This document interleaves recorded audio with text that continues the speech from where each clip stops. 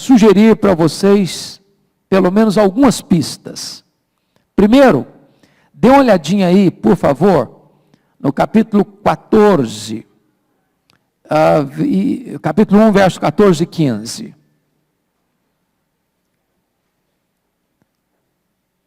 Está escrito assim: certo de que estou prestes a deixar o meu tabernáculo, como efetivamente nosso Senhor Jesus Cristo me revelou.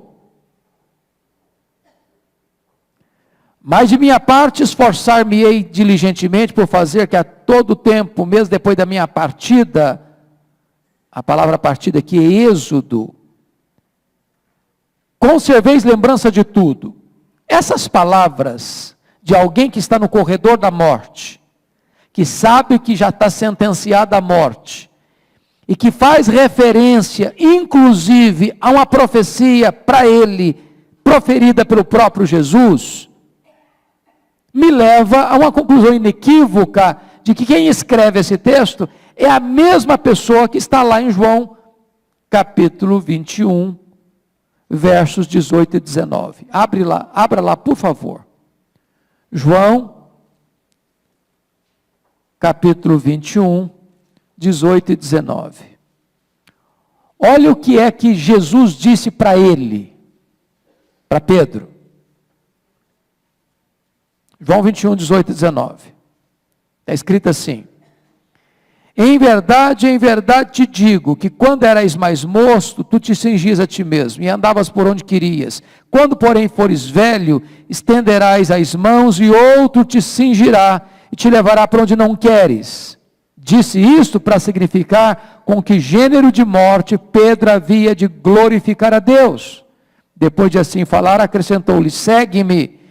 Ou seja, Jesus profetizou que Pedro na velhice morreria crucificado, estenderia as mãos para ser cingido, e com esse estilo de morte ele glorificaria a Deus. E agora o próprio Pedro está fazendo referência a isso, já no corredor da morte. Estou prestes a deixar o meu tabernáculo, prestes a deixar o meu corpo, em outras palavras, estou prestes a morrer, como efetivamente nosso Senhor Jesus Cristo me revelou. Ora, para outra pessoa ter escrito isso e não Pedro, estaria mentindo. Então, qual a conclusão? Foi o próprio Pedro que escreveu essas palavras, porque foi Pedro que foi o alvo da profecia de Jesus. Então, fica claro aí que não poderia ser outra pessoa. Veja ainda, capítulo 3, verso 1, de 2 de Pedro. Amados, esta é agora a segunda epístola que vos escrevo. Em ambas, procuro despertar com lembranças a vossa mente esclarecida. Ou seja, ele está afirmando que está escrevendo uma segunda carta, pressupõe que foi escrita uma primeira carta. E nós temos a primeira carta. Logo, pensar que foi outra pessoa não faz sentido, porque o próprio conjunto probatório interno nos leva a isso. Mas veja mais, capítulo 1, 16 a 18, da primeira carta. Eu fecho aqui para não ficar gastando tanto tempo com essa prova de que foi ele mesmo que escreveu. 16, porque não vos demos a conhecer o poder e a vinda de nosso Senhor Jesus Cristo, seguindo fábulas engenhosamente inventadas, mas nós mesmos fomos testemunhas oculares da sua majestade, pois ele recebeu da parte de Deus, Pai, honra e glória, quando pela glória excelsa lhe foi enviada a seguinte voz: este é o meu filho amado, em quem eu me comprazo. Ora, esta voz vinda do céu, nós a ouvimos quando estávamos com ele no Monte Santo. Ele está fazendo referência aqui, acontecimento aqui, transfiguração. Quem estava na transfiguração? Pedro, Tiago e João. Bom, Tiago, que estava lá no monte, não escreveu livro nenhum porque foi assassinado em Jerusalém, por ordem de Herodes. Então, descarta o Tiago. Então sobra quem? João e Pedro. Bom, Pedro não reivindicou, João não reivindicou essas palavras aqui. Só sobra um, Pedro. Então, aqueles que ao longo da história tiveram dificuldade de acreditar que foi Pedro que escreveu, parece que não olharam essas evidências tão claras, tão robustas, tão cristalinas, que emanam da própria carta. Bom, penso que vocês então estão convencidos que foi Pedro mesmo. Vamos seguir. Bom, olha aí comigo, começando, Simão Pedro, servo e apóstolo de Jesus Cristo. Quando ele diz servo e apóstolo, ele está descrevendo duas coisas. Primeiro, a humildade dele. Segundo, a autoridade dele. Ele é humilde para se chamar de servo. Ele tem autoridade para se chamar de apóstolo. E é bom que se diga que os apóstolos de Jesus Cristo foram aqueles a quem ele chamou. Não tem mais apóstolo hoje, não tem sucessão apostólica. Nenhum homem hoje deveria dar a si mesmo ou receber de outrem o título de apóstolo. Nós somos uma igreja apostólica, no sentido de que seguimos a doutrina dos apóstolos, mas não no sentido de termos novos apóstolos. Eu gosto muito de uma frase do pastor Arival: apóstolo bom é apóstolo morto. Fecha a questão. Bom, vamos ter aí ainda, além da apresentação dele, a saudação dele. Olha, por favor, verso 2. Graça e paz vos sejam multiplicadas. Bom, graça é o fundamento. Paz é o que se resulta do fundamento. Graça é a raiz. Paz é o fruto. De tal maneira que não tem paz sem graça. E onde tem graça, tem paz. Está claro isso? Ninguém pode ter paz sem que primeiro tenha sido alcançado pela graça. E todo aquele que foi alcançado pela graça, esse tem paz. Esse tem paz. Quais são os destinatários desta epístola? Veja comigo, no versículo 1, ele endereça aos que conosco obtiveram fé igualmente preciosa na justiça de nosso Deus e Salvador Jesus Cristo, aos que foram justificados. Pressupõe que ele está escrevendo a sua segunda carta para o mesmo grupo, para as mesmas igrejas que ele escreve a primeira carta. E na primeira carta, capítulo 1, versículo 1, ele se dirige aos forasteiros da dispersão, no Ponto, Galácia, Capadócia, Ásia e Bitínia. Ou seja, ele está escrevendo para crentes que estão dispersos. Dispersos por quê? Por causa da perseguição. Por causa da perseguição. Então é o mesmo grupo. Gente salva, mas gente não protegida de dramas da vida. Gente salva, mas gente que está aí sem casa, sem lar, sem pátria, sem chão, disperso pelo mundo. Mas gente, mesmo disperso pelo mundo, gente segura, gente salva, gente justificada por Jesus Cristo. Quando Pedro escreveu essa carta? Quando? Bom, ele nos dá uma pista. O tempo da carta está muito claramente definido no capítulo 1, versículo 14 e 15, porque ele está afirmando para nós de que ele está prestes a deixar o seu tabernáculo, como efetivamente nosso Senhor Jesus Cristo me revelou. Então ele está assim, no corredor da morte, ele está na antessala do seu martírio, ele escreve essa carta já no final do seu ministério. E aí você vai chegar à seguinte conclusão. Vocês se lembram qual foi o ano da morte do imperador Nero? Quando é que ele se matou? Que ano foi? Ano? 68. Ano 68.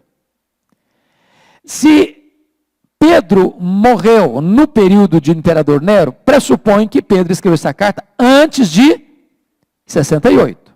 Então os estudiosos querem crer que Pedro escreveu essa carta por volta do ano 66, 67. Porque ele foi martirizado antes do suicídio de Nero. Foi crucificado, como profetizou Jesus, em João 21, 18 e 19. Portanto, ele escreveu isso antes desse período do suicídio do imperador Nero. Pois não.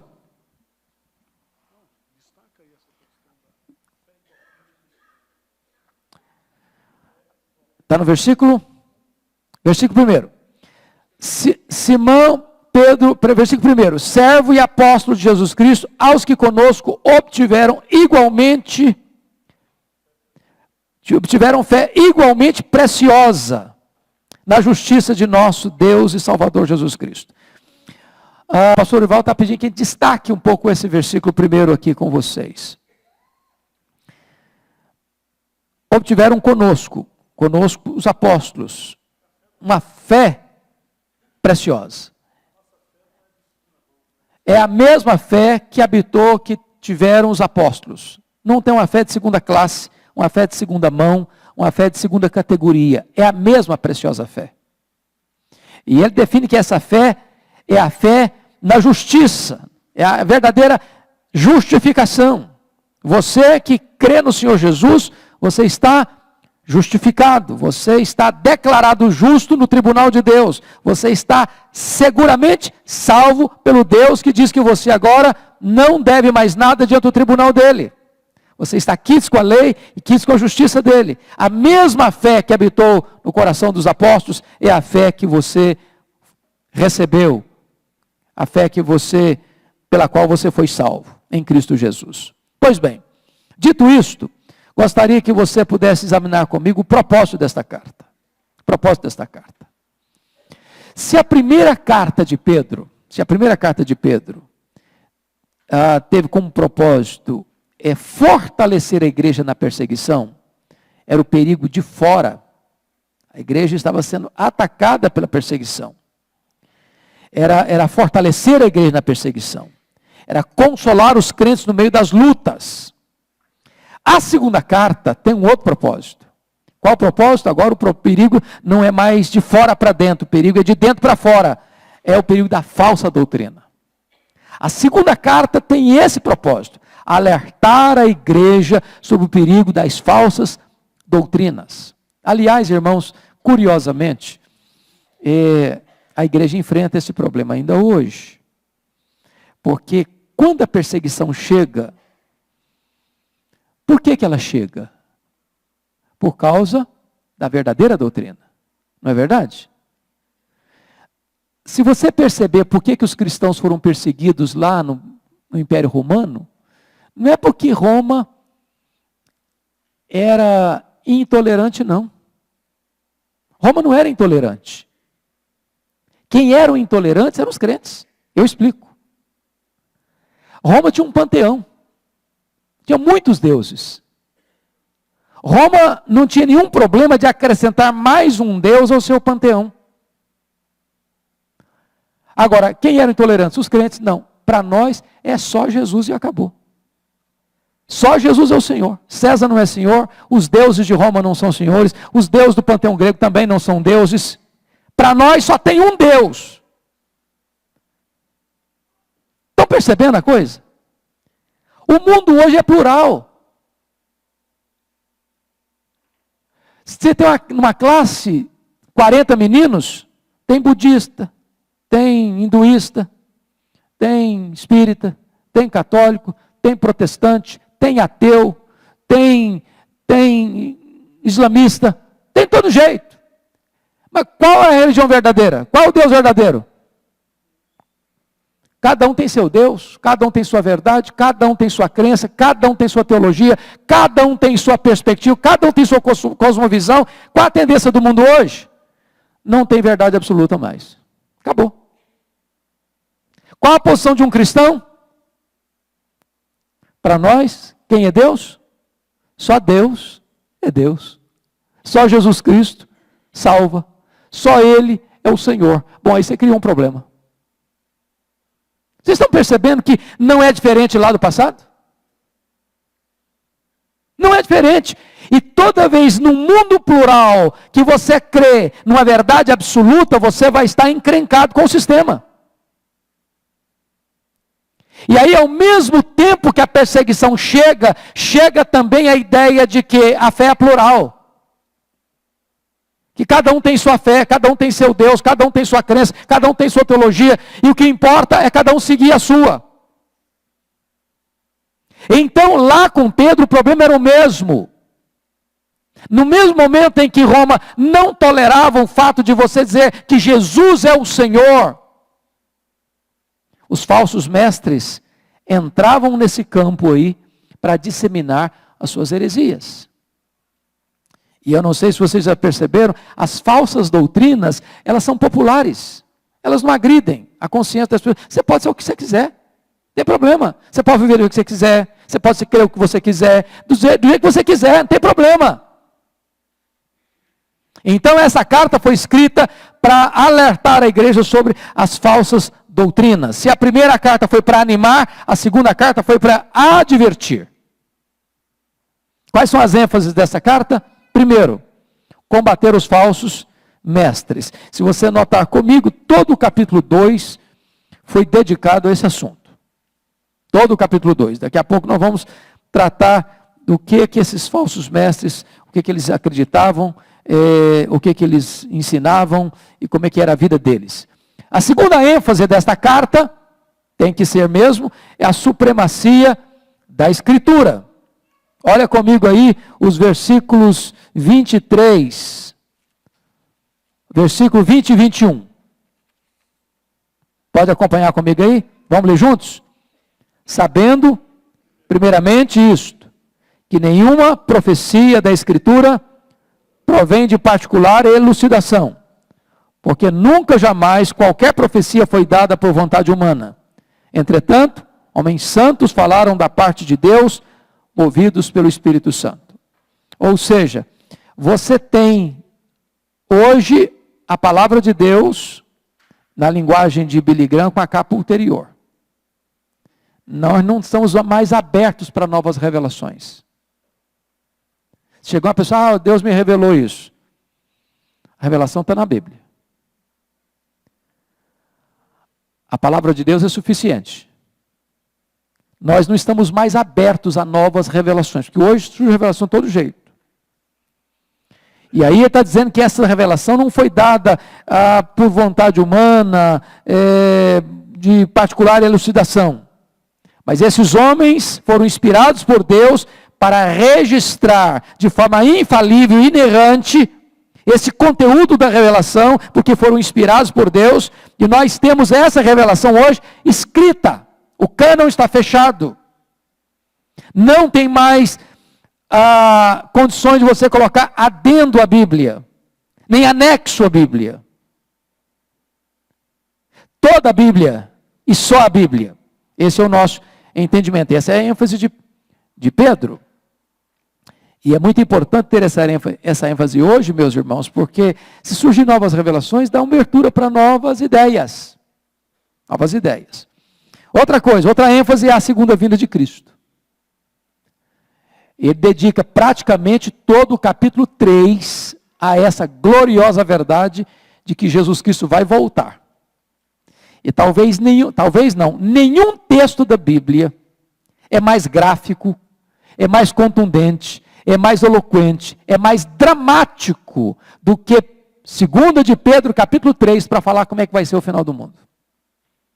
É uma cena, se você já assistiu filme de ficção, potencializa isso. Porque a cena é dramática, é do universo se desfazendo. É das colunas do universo sendo abaladas, é do teto do universo se derretendo. É de tudo isso que o homem investe hoje, é grande, é bonito, é magnífico, vai se derretendo. E então, novos céus e nova terra. Então esse é um cenário maravilhoso. E ao mesmo tempo terrível para aqueles que não têm essa esperança. Pois bem, então vamos dar uma olhadinha agora no conteúdo dessa carta de forma objetiva. A primeira coisa aí no capítulo 1 é a provisão divina para a piedade. A provisão divina para a piedade. Dá uma olhadinha no versículo 3. Quem pode ler o versículo 3 comigo? visto como pelo seu divino poder nos têm sido doadas todas as coisas que conduzem à vida e à piedade, pelo conhecimento completo daquele que nos chamou para a sua própria glória e virtude. Vamos pensar aqui primeiro a fonte dessa provisão. Visto como pelo seu divino poder. A provisão para uma vida piedosa vem do que ele chama de o divino poder, que é ilimitado. Qual o propósito? Para que conduza a vida piedosa? Pelo conhecimento completo daquele que nos chamou para a sua própria virtude, glória e virtude. Você se apropria disso, pelo conhecimento completo, daquele que nos chamou para a sua própria glória e virtude. Quem é esse aquele aqui? Quem é esse aquele aqui? É Jesus Cristo. É Jesus Cristo. Qual é a apropriação dessa provisão? Olha comigo o versículo 4a. Pelas quais nos têm sido doadas as suas muito preciosas e muito grandes promessas. Foi nesse versículo aqui que você baseou o seu comentário? Foi, né? O seu devocional? Preciosas e muito grandes promessas. A Bíblia é um livro de promessas. Deus é um Deus de promessas. E essas promessas são grandiosas e muito preciosas. Aliás, quando você começa a entender o que são as promessas de Deus, você começa a entender melhor o que é o poder da oração. Porque se Deus prometeu, Ele é o quê? Fiel para cumprir. Deus não deixa nenhuma das suas promessas cair por terra. Ele vela pela sua palavra em a cumprir. O que é uma oração eficaz? É quando você ora uma promessa. Porque se você ora uma promessa, Deus prometeu, Ele cumpre. Se você ora segundo a promessa, Ele promete de que vai fazer o que Ele prometeu fazer. E Pedro está trazendo essa ideia aqui para nós, da apropriação da provisão e as bênçãos dessa provisão no versículo 4. Depois você vai perceber o alcance dessa provisão. Olha o versículo 4, a parte B. Pelas quais nos têm sido doadas as suas preciosas e muito grandes promessas, para que por elas vos torneis coparticipantes da natureza divina. Vamos entender isso aqui. O que significa você ser coparticipante da natureza divina? Você é Deus. O que é ser coparticipante? É participar junto com. Eu sou copastor com o Arival, pastorei junto com ele. Se eu sou coparticipante da natureza divina, eu sou participante da natureza divina? Se eu sou participante da natureza divina, eu sou um Deus, um pequeno Deus? É isso que ele está dizendo? Não pode ser. Eu preciso eliminar primeiro, porque nós não somos pequenos deuses. Nós somos homens. Deus é Deus. Então, nós temos que eliminar primeiro o seguinte: o que ele não está dizendo? Ele não está dizendo que você, ao ser convertido, se tornou Deus. Você não tem a mesma natureza de Deus, a mesma essência de Deus. Há coisas na divindade que Deus não comunica para nós. Seus atributos de soberania, ele não comunica. Quais são esses atributos? A espiritualidade dele, só Deus é espírito. Nós temos um espírito, nós somos um espírito, mas nós temos um corpo. A eternidade dele, só Deus é eterno. Nós não somos eternos. Porque nós tivemos um começo. Nós somos, numa linguagem lógica, eviternos. Nós temos um começo, não teremos um fim. Só Deus é imenso, só Deus é infinito, só Deus é eterno, só Deus é imutável, só Deus é onipotente, só Deus é onisciente, só Deus é onipresente, só Deus é transcendente. Mas Ele comunicou a nós os atributos morais. Sua santidade, sua justiça, sua bondade, sua misericórdia, sua verdade. Quando você nasceu de novo, você não apenas foi adotado na família de Deus, você é filho de Deus de duas maneiras, você foi adotado. O que é uma adoção? É alguém que não é da família, entra na família, recebe o nome da família, recebe a herança da família, recebe os direitos da família, mas ele não tem o mesmo sangue, ele não tem a mesma natureza. Mas foi feito legalmente filho. Certo? Nós somos adotados. Mas somos mais. Quando a Bíblia diz que nós nascemos de novo, nós nascemos do Espírito. Do Espírito. O próprio Espírito Santo de Deus mudou a nossa vida. Nós temos a semelhança a Deus. Fomos feitos à imagem e semelhança de Deus, mas não somos Deus. Está claro isso? Porque Deus não partilha conosco a sua divindade. Não partilha conosco a sua divindade. Mas nós somos, nesse sentido, co-participantes da natureza divina. Mas com que propósito? Olha o versículo 4, a parte B. Livrando-vos da corrupção das paixões que há no mundo. Ou seja, se a presença de Deus está na sua vida, se você nasceu de novo, se você recebeu dessa influência e desse poder do Espírito Santo, então não há mais possibilidade das duas coisas coexistirem. Paulo pergunta em 1 Coríntios, não sabeis que vós sois o santuário do Espírito Santo e que o Espírito Santo habita em vós? Aquele que destruir o santuário de Deus, Deus o destruirá. Ou seja, eu não posso pensar que agora Deus habita em mim e eu vou viver na prática da iniquidade e do pecado. Não dá mais para coexistir essas duas realidades.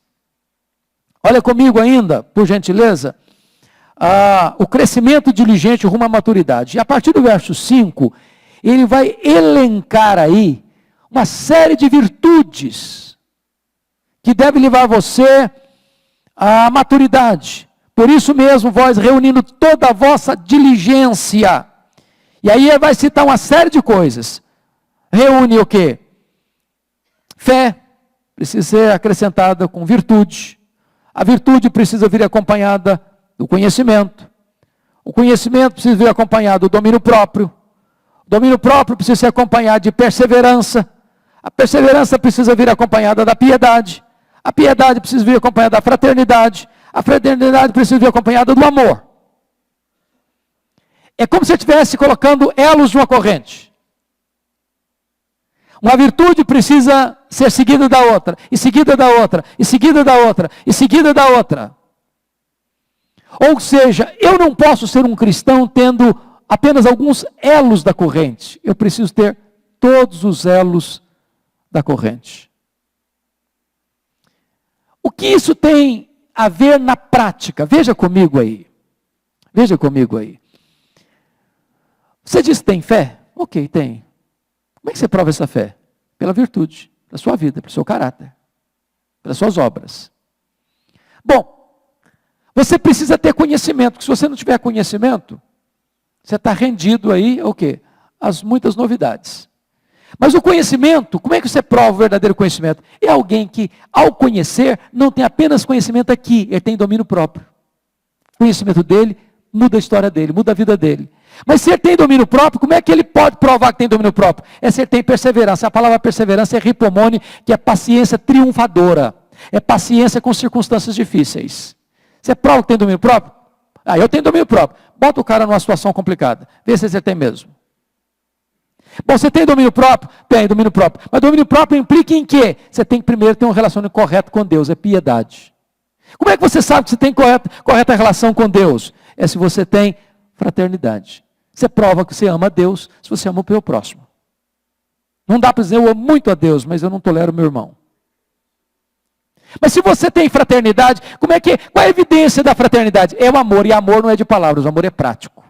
Ele começa a trabalhar essas correntes para mostrar o seguinte, a vida cristã precisa ter a relação certa com Deus, com você e com o próximo. Não dá para você ser um cristão e dizer, não, eu não tenho uma relação certa com Deus. Eu me relaciono muito bem com meu irmão. Não, é com Deus. Bom, com Deus, como é que você prova isso? É com o próximo. E ok, então você relaciona com Deus e com o próximo. E com você? Não, eu tenho que ter uma relação própria comigo. Tem que ter o domínio próprio. Vocês estão percebendo isso? Pois bem. Onde isso vai nos levar? Quais implicações práticas desse crescimento? Versículo 8. Leia o 8 comigo. É vida frutífera. porque essas coisas, existindo em vós, e em vós, aumentando, fazem com que não sejais inativos, nem infrutuosos, no pleno conhecimento de nosso Senhor Jesus Cristo. Veja você que não há virtudes estanques no cristianismo. Não, eu hoje já estou pronto e acabado. Essas coisas têm que existir em nós, e em nós fazer o quê? Aumentar. Você tem que ser melhor hoje do que foi ontem. Você tem que ser melhor amanhã do que hoje. Vida cristã é um contínuo crescimento. Somos transformados de glória em glória. Todo dia. Você é santificado. Todo dia. Quando isso aparece na sua vida, resultado, você não vai ser infrutífero. Não dá para ser crente infrutífero. Não dá para ser um ramo da videira sem produzir fruto. Não dá para você apresentar-se diante de Deus de mãos vazias. Se essas virtudes estão sendo cultivadas na sua vida e crescendo na sua vida, o que vai acontecer é o seguinte: você vai produzir fruto. E nisso é glorificado meu Pai, em que deis muito fruto. Qual o segundo resultado disso? Confira comigo aí, por gentileza, versículo 9. Vamos juntos? Pois aquele a quem estas coisas não estão presentes é cego, vendo só o que está perto, esquecido da purificação dos seus pecados de outrora. Não dá a impressão que Pedro deu uma furada aqui, não? Porque se o cara é cego, ele não vê nada. Se ele é cego, como é que ele só vê o que está perto? Ele está falando do míope. O problema que ele está dizendo é o seguinte: há pessoas que enxergam no plano humano, mas que não têm nenhum discernimento das coisas espirituais. Ele é cego das coisas espirituais. Ele pode ter alguma visão, ainda que prejudicada, das coisas do aqui. Pois aquele a quem estas coisas não estão presentes é cego. Quando ele está falando é cego, ele está falando da verticalidade da visão. Isso é maravilhoso entender, irmãos. Você conhece gente que tem uma capacidade assim incrível de entender as coisas mais complicadas da vida e não tem uma vírgula de discernimento das coisas espirituais? Ele não entende as coisas espirituais, porque elas discernem espiritualmente. Ele é cego para as coisas de Deus. Ele é cego para as coisas de Deus. E aí eles ficam vendo só o que está perto. Ele é míope. Ele não tem entendimento do que foi a purificação dos seus pecados de outrora. Ele vive ainda uma vidinha prisioneira do pecado. Portanto, as virtudes não estão nele, não estão crescendo nele. Portanto, ele, além de infrutífero, ele tem falta de discernimento espiritual. Terceiro, versículos 10 e 11 fala de segurança, estabilidade. Vamos dar uma olhadinha nos 10 e 11? Vamos juntos? Por isso, irmãos, procurai com diligência, cada vez maior, confirmar a vossa vocação e eleição, porquanto, procedendo assim, não tropeçareis em tempo algum. Pois desta maneira é que vos será amplamente suprida a entrada no reino eterno de nosso Senhor e Salvador Jesus Cristo. 2 pontos importantes aqui. Pedro, ao mesmo tempo que trata a doutrina da segurança da salvação, da eleição divina, ele alerta para o perigo de ter uma falsa segurança. Porque há muitas pessoas que pegam a doutrina da eleição, ou a doutrina da perseverança dos santos, para dizer, não, eu estou salvo, estou tranquilo. Salvação não se perde. É verdade, não se perde mesmo não. Mas ter uma falsa segurança é um grande perigo. E Jesus alertou sobre a falsa segurança lá no Sermão do Monte, quando ele disse que muitos naquele dia vão dizer, Senhor, Senhor, porventura não profetizamos em teu nome, não fizemos milagres em teu nome, não expulsamos demônios em teu nome? Ou seja, como é que você pode ter certeza de que você foi eleito, de que você é salvo? É se você persevera, é se você leva uma vida de santidade, é se essas virtudes estão em você e crescendo em você. Porque pegar a doutrina da eleição e da perseverança como escudo para justificar o seu pecado e achar que você está salvo, quando não há evidência de santificação, de transformação, de mudança na sua vida, é um risco enorme. Porque o auto-engano é o pior dos enganos. É o pior dos enganos.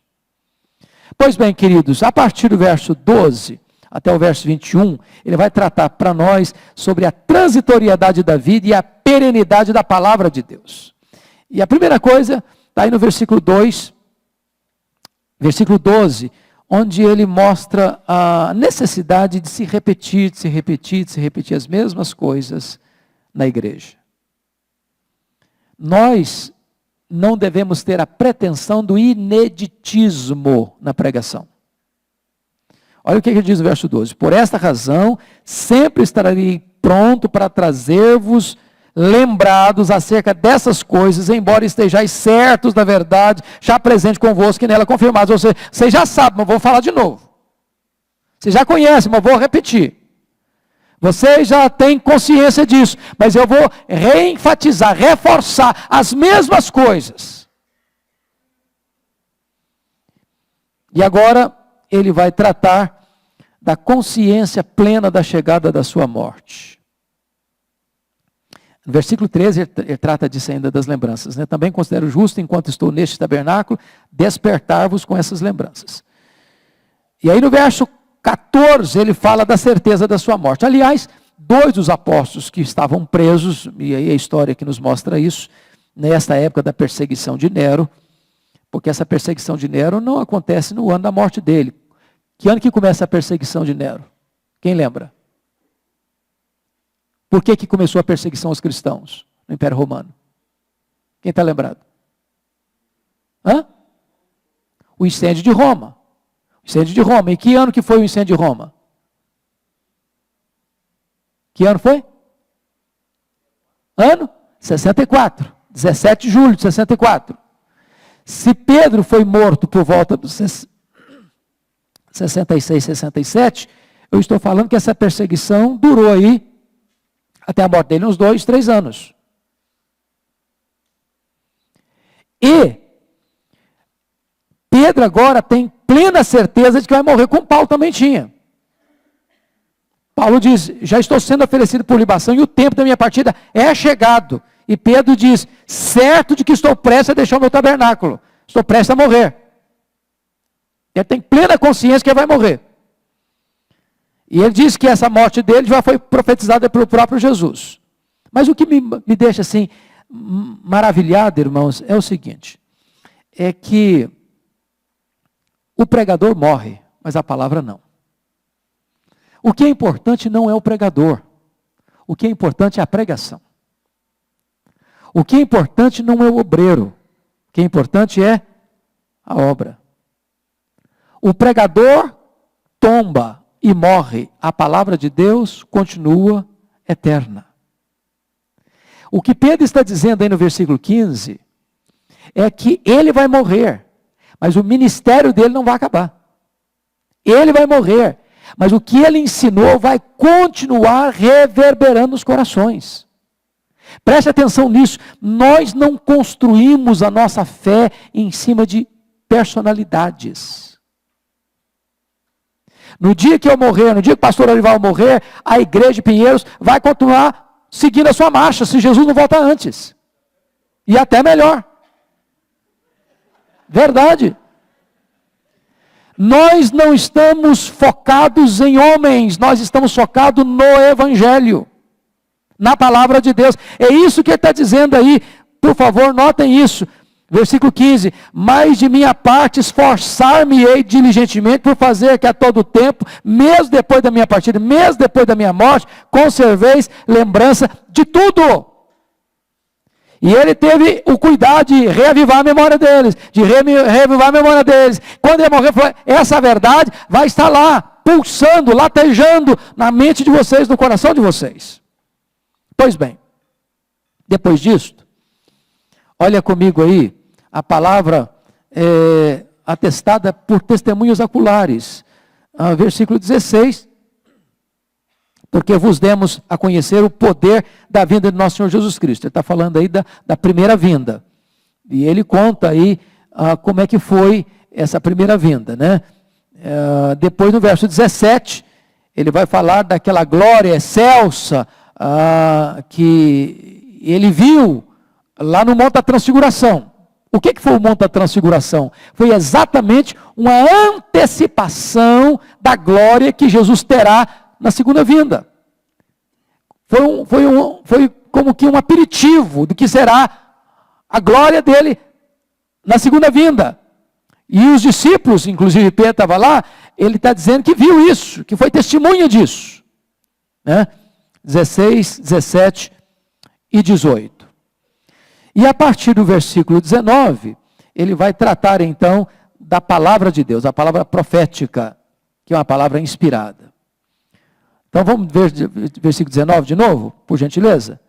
Tendo assim, tanto mais confirmada a palavra profética, e fazeis bem em atendê-la, como uma candeia que brilha em lugar tenebroso, até que o dia clareie e a estrela da alva nasça em vosso coração. Então, o que Pedro está dizendo é o seguinte: nós vimos a glória dele, nós estávamos lá no Monte da Transfiguração, eu estava lá, eu vi, eu escutei a voz, eu vi Jesus glorificado, eu vi Moisés e Elias conversando com ele, eu vi aquela cena, eu fui testemunha disso, mas nós hoje temos a palavra, a Escritura, a Bíblia, a palavra profética. Então, você hoje, irmão, não está numa situação inferior ao apóstolo Pedro, lá sendo testemunho ocular de Jesus, não. Você hoje tem todo o conteúdo da verdade de Deus, escrita, revelada, inspirada, aqui na sua mão. E você tem toda a razão para estar firmado nessa verdade. Nós não estamos numa posição inferior. Se a fé que habita em nós é a mesma fé que habitou nos apóstolos, o conteúdo da verdade que nós temos é o mesmo deles. O nosso ainda superior, porque está escrito. O deles não estava ainda, estava em fase progressiva da revelação. Hoje nós temos a revelação completa de Deus, na qual nós devemos estar firmados. Louvado seja o Senhor. Pois bem, a partir do capítulo 2, Pedro então, já que ele deu a base da vida cristã, já que ele deu o alicerce da vida cristã, ele vai começar a alertar sobre o perigo dos falsos mestres. Então, os falsos mestres, vamos ver em primeiro lugar quanto à sua teologia, a sua ética. Primeira coisa é que eles são promotores de falsas doutrinas. Claro, se é falso mestre, tem que ensinar falsa doutrina. Não tem falso mestre ensinando sã doutrina. Não combina. Olha o verso primeiro. Vamos ler os versos primeiro juntos? Assim como, no meio do povo, surgiram falsos profetas, assim também haverá entre vós falsos mestres, os quais introduzirão dissimuladamente heresias destruidoras, até ao ponto de renegarem o soberano Senhor que os resgatou, trazendo sobre si mesmos repentina destruição. Então note você, ele está fazendo uma comparação. Lá no passado, no Velho Testamento, tinha o quê? Falsos profetas. Agora temos o quê? Falsos mestres. Por quê? Porque lá atrás a revelação estava sendo dada. Aqui a revelação está dada. Então agora não é falso profeta mais, agora é falso mestre. Ele está pegando o conteúdo que está revelado e ensinando de maneira errada. É o camarada que pega a Bíblia e ensina heresia. Pega a Bíblia e torce a Bíblia. Pega a Bíblia e não interpreta a Bíblia de maneira honesta, íntegra, correta. Esse é o falso mestre. Mas como é que ele faz o seu ensino? Os quais introduzirão, de que maneira? Dissimuladamente. O que é dissimuladamente? Disfarçadamente. Não há tantas claras. É preciso ter percepção para notar. Então cuidado, irmãos, porque os falsos mestres, via de regra, eles entram assim sorrateiramente, dissimuladamente. Eles entram de macio, mansinho, com muito jeitinho, com muito cuidado, com muita retórica bonita, com muita coisa assim, agradável aos olhos e aos ouvidos, dissimuladamente. Heresias, como é que ele adjetiva as heresias? Perniciosas, é isso? Destruidoras. Por que heresia destrói? Destrói o quê? Destrói a alma, destrói a vida, destrói o futuro, destrói a esperança. Porque quando a pessoa ensina uma coisa que não está na Bíblia, irmãos, Deus não tem compromisso com isso. Deus não tem compromisso com a palavra do pregador, Deus tem compromisso com a sua palavra. A palavra que volta vazia não é a palavra do pregador, é a palavra de Deus. Então, se o cara levanta, lê a Bíblia e não interpreta a Bíblia corretamente e faz promessas que Deus nunca prometeu e proíbe o que Deus nunca proibiu, Deus não tem compromisso com isso. Isso destrói a pessoa. Destrói a pessoa. Segundo lugar, os falsos profetas não são apenas promotores de falsas doutrinas, eles são promotores de uma falsa conduta. Olha o verso 2. E muitos seguirão as suas práticas libertinas, e por causa deles será infamado o caminho da verdade. Então, há uma frase que nós na teologia gostamos muito de usar, é que a teologia é mãe da ética. A ética é filha da teologia. Ou seja, o credo produz a conduta. Assim como o homem crê, assim ele é. Estão percebendo isso? Não dá para você encontrar um falso mestre ensinando a santidade. Não vai funcionar. Porque se a teologia é ruim, a prática vai ser ruim. Se a teologia é ruim, a ética vai ser ruim. E ele está dizendo que esses falsos mestres têm práticas libertinas. Ou seja, não tem regras, não tem parâmetros, não tem freios, não tem princípios, não tem balizas. Tudo é possível, tudo vale. Não tem nada que é proibido, vale tudo. E com isso, o caminho da verdade é o quê? Infamado. Maldito. Mal falado. Terceiro, os falsos mestres são movidos pelo amor ao dinheiro. Olha o versículo 3. Também movidos por avareza. Avareza. É isso que você está vendo hoje? Você percebe o seguinte, o cara... Deixa eu dar uma nota de rodapé aqui. Quando você encontrar hoje alguém dizendo o seguinte, olha, essa semana me mandaram um e-mail. Aí dizendo o seguinte, olha, nós temos um fulano que estudou hebraico, foi para Israel, estudou hebraico. Ótimo, estudar hebraico em Israel é uma maravilha. Eu gostaria de ir também. Aí o cara disse, mas ele descobriu uma coisa, que Jesus não é Deus. Bom, então, descobriu errado. Quando você encontrar uma pessoa e falar, olha, o cara descobriu uma coisa nova. Ah, é? Descobriu? É diferente do que os apóstolos ensinaram? É diferente do que os pais da igreja acreditaram? É diferente do que os reformadores ensinaram? É diferente do que os puritanos pregaram? É diferente do que os irmãos nossos na fé, durante 2000 anos, creram? Ah, não descobriu agora, só agora. Quer dizer que nesses 2000 anos, todos os crentes estavam errados. Pode acender a lanterna aí, varão. Você está diante de um falso mestre. O falso mestre tem o desejo de ser inédito. Não, eu descobri, eureka. Só eu descobri agora. Então, esses falsos mestres têm um vetor. Chama-se ganância, grana, dinheiro. Ele prega por dinheiro. Ele está construindo um patrimônio, um império econômico para ele. E ele descobriu que esse mercado da fé é muito rentoso. Dá dinheiro. Sobretudo numa cultura mística igual ao Brasil. Dá muito dinheiro. Alguém já disse que pequenas igrejas, grandes negócios. Grandes igrejas, então, negócios astronômicos.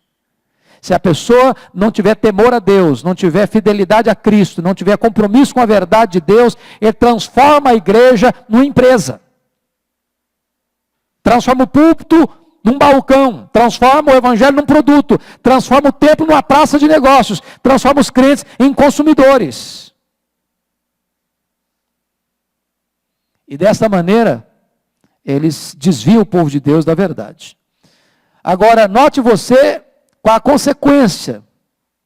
Versículo 3. Também, movidos por avarezas, farão comércio de vós com palavras fictícias. Para eles, o juízo lavrado a longo tempo não tarda e a sua destruição não dorme. Quando eu fico impressionado com essa questão da atualidade da Bíblia, porque o versículo 3 diz que eles não só têm avareza, não, eles comercializarão as pessoas. Gente vira mercadoria. Há poucos dias eu recebi uma informação de que um pastor vendeu a igreja de porteira fechada. Sabe o que é vender de porteira fechada? Eu não quero mais ser pastor, eu estou vendendo a minha igreja para a denominação tal, com os crentes inclusive. Vendo o templo, vendo os crentes, você assume tudo aqui, você me paga uma grana, está tudo entregue. Comércio de vós. Crente virou mercadoria.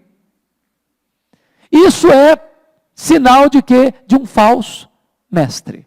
Falso mestre.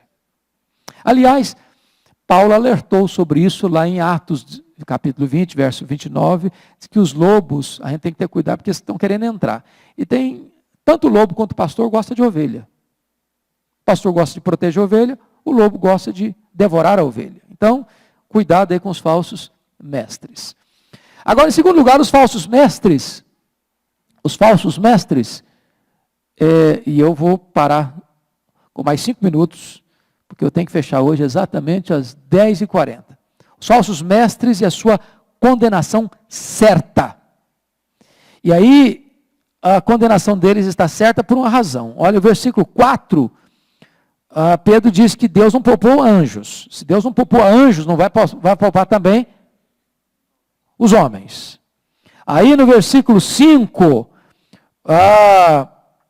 Pedro diz que Deus já julgou o mundo antigo, antes do dilúvio, através do dilúvio. E aí no versículo 6, ele vai dizer que Deus julgou Sodoma e Gomorra. Aí no versículo 7 a 9, ele vai dizer que Deus, no meio desse julgamento, é capaz de discernir para si o piedoso. E no versículo 9, a parte B, ele diz que Deus é suficientemente poderoso para castigar o injusto no dia do juízo. Então, note uma coisa. Aqueles que estão ensinando falsas doutrinas, os falsos mestres, por causa da ganância, fazendo comércio até de pessoas, achando que vão escapar, não vão escapar. E o argumento de Pedro, que eles não vão escapar, é porque Deus já exerceu o seu juízo na história. Lá no dilúvio, lá em Sodoma e Gomorra. Mas que no meio do julgamento, Deus sabe quem é quem. E é capaz de livrar o piedoso, o justo. E de julgar e punir o falso profeta. Então, irmãos, eu quero parar por aqui. Depois, se Deus permitir, a gente segue no outro domingo. Mostrando para nós uma coisa. Nós precisamos nos apegar mais à verdade de Deus. E para você não cair nas lábias de um falso mestre, para você não cair no conto do vigário, para você não cair nessa rede perigosa, você precisa estudar a sua Bíblia. Porque crente que não estuda a Bíblia, ele é massa de manobra. Crente que não estuda a Bíblia, escuta um negócio hoje e segue o vento de doutrina. Por que estou dizendo isso? Porque pastor Erival é o pastor dessa igreja, mas eu tenho certeza que não é só pastor Erival que prega para esse rebanho. No mundo globalizado hoje, o camarada quando veio para a igreja já escutou 10 pregadores diferentes. E se ele não tiver filtro, se ele não tiver conhecimento da Escritura, ele gosta. Eu não vou falar nome não, porque é complicado. Ele gosta daquele que ensina heresia e gosta do Orival também. Se ele gosta de quem ensina heresia e gosta do Orival, alguma coisa errada está com ele, porque ele não está sabendo discernir a coisa. Ele não está sabendo entender o que é sã doutrina, o que é falsa doutrina, o que é verdade, o que é mentira, o que é pão e o que é veneno. Então, meu irmão, estude a Bíblia, medite na Escritura, para você não ser massa de manobra, para que você não entre por esse caminho de escutar uma coisa e não saber discernir o que você está escutando. Que Deus nos ajude, que Deus nos dê graça. E eu estou dizendo isso para você, essa semana eu recebi um e-mail de uma pessoa passando um vídeo, me falou, então estude, irmão, medite na Escritura, pregue, entenda a palavra, ouça a palavra, creia na palavra, obedeça a palavra, pregue a palavra, viva a palavra. Deus nos ajude, Deus nos abençoe, e vamos orar. Pastor Ival, ora por nós, por favor. Vamos ficar de pé, irmãos? Eu vou dar o testemunho aqui, posso dar, pastor? Nós estávamos lá em Wittenberg, estava horário do almoço, né? E favelado sempre é favelado, né? Nós ficamos procurando um lugar que vendia salsicha no camelô. Aí o Hélio estava comigo, né, Hélio? E tinha um sujeito que foi conosco, que ele disse, pastor Arival, só tem jeito para o negócio. Eu falei, jeito para quê, meu irmão? Nordestino, né? Esse negócio de pastor e tal. O senhor não quer ir para a igreja tal, não? Eu ajeito lá para o senhor. Ó, teve um irmão, pastor que veio lá do Nordeste, ele está agora em São Bernardo, já está lá 1 ano, está faturando 300 mil por mês. Eu falei, meu irmão, pare por aí que eu já estou ficando animado.